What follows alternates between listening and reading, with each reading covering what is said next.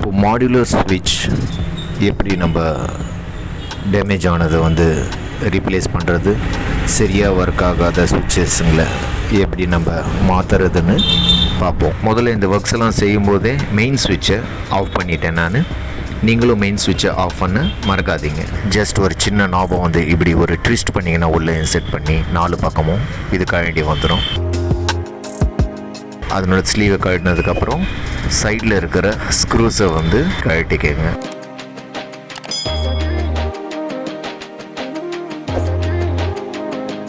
எல்லா ஸ்க்ரூஸையும் கழட்டி முடித்ததுக்கப்புறம் அதை ஓப்பன் பண்ணிக்கங்க.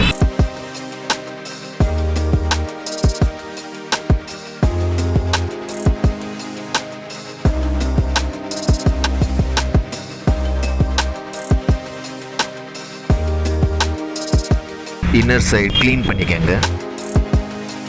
இதுதான் லூஸ் கனெக்ஷனாக இருக்கிற ஸ்விட்ச். இதை நம்ம ரீப்ளேஸ் பண்ண போகிறோம். அதுக்கு உள்ள வச்சிருக்கிற வயர்ஸை வந்து கழட்டிக்கங்க.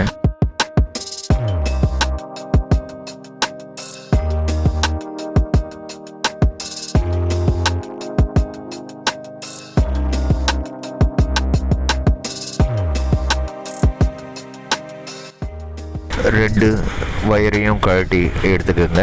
2 வயர் கனெக்ட் ஆகிருக்கும். அதுக்கு சைடில் ஒரு சின்ன நாப் ஒன்று தெரியும்.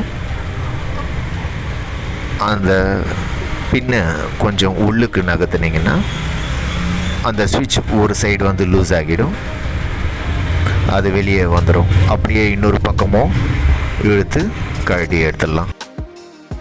மாடுலர் ஸ்விட்சில் புது ஸ்விட்சை எடுத்துக்கிட்டு அதுக்கு கீழே ஒரு சின்ன ஸ்விட்ச் பட்டன் இருக்கும். அது வந்து ஆன்னு சொல்லி நம்மளுக்கு குறிக்கிறதுக்காக ஒரு கோடு மாதிரி தெரியும். அது கீழே இருக்கிற மாதிரி வச்சுக்கோங்க. வச்சு எப்படி கழட்டணுமோ அப்படியே அதை இன்சர்ட் பண்ணிக்கோங்க.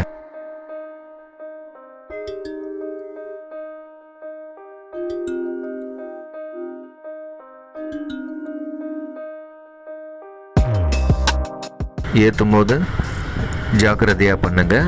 இதை வடையாமல் அந்த பின்னை வந்து உள்ளே அழுத்திக்கணும். ரொம்ப ஹார்ஷாக ப்ரெஸ் பண்ணி ஹேண்டில் பண்ணிங்கன்னா அது உடைய சான்ஸ் இருக்குது. கேர்ஃபுல்லாக வந்து அதை அழுத்தி உள்ளே தள்ளுங்க. ஜஸ்ட் ஒரு கிளிக் தான். அப்படியே உள்ளே போய் அழுத்திக்கிட்டு அதோட பிளேஸில் அது உட்காந்துடும். கழட்டின அந்த 2 வயரையும் இன்சர்ட் பண்ணிக்கோங்க. போட்டுட்டு அதனுடைய ஸ்க்ரூஸை டைட் பண்ணிக்கோங்க.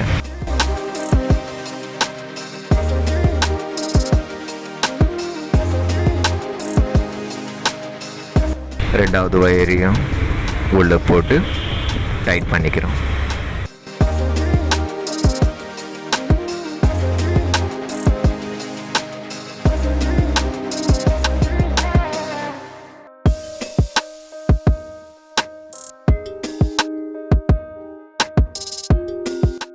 ஸ்விட்சஸ் போட்டு பார்த்து ஃப்ரீயாக இருக்கான்னு ஒரு முறை செக் பண்ணி பார்த்துக்கோங்க. இப்போது இந்த உடஞ்ச ஸ்விட்சை என்ன பண்ணலான்னு பார்ப்போம். இதனுடைய லாக்ஸு மிஸ்ஹேண்ட்லிங் பண்ணதால் உடஞ்சிடுச்சு.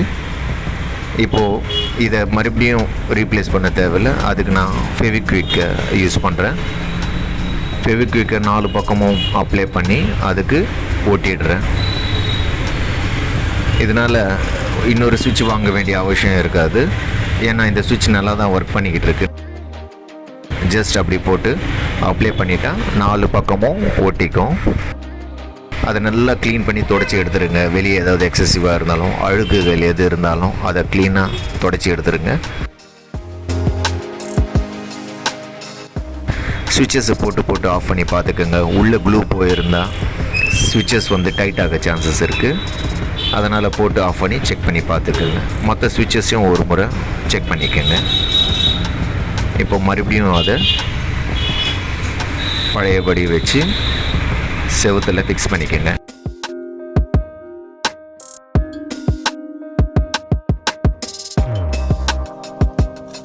எல்லா ஸ்க்ரூஸையும் அதனுடைய பிளேஸில் வச்சு டைட் பண்ணிக்கோங்க.